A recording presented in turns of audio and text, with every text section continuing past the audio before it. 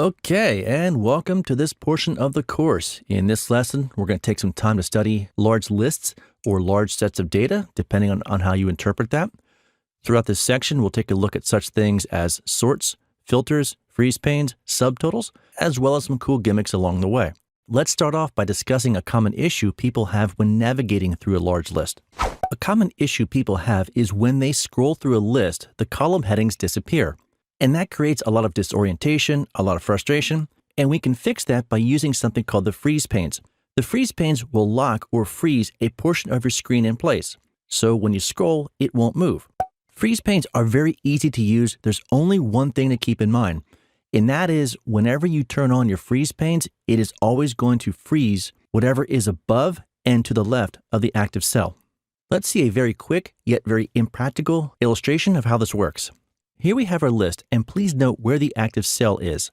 Now, to turn on the freeze panes, we can go up here and click on View, Freeze Panes. And when we turn that on, you'll notice that a little thin line appears to the left and above the active cell. And when we start scrolling, everything above that line stays in place.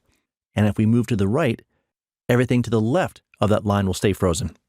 So the big takeaway is to think about where the active cell is before you turn on the freeze panes. Let's see an illustration of that.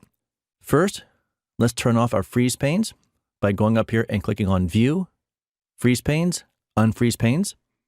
And let's think this through. Let's say we want to freeze our column headings along with our order IDs. So in order to do that, we have to think left and above. And it stands to reason that this cell right here is going to be the best one to use. So if we go up and click on View, Freeze Panes, and turn them on again. Now, if we scroll down, our column headings will stay in place. And if we move to the right, our order IDs will not move. And that's how you use the freeze panes.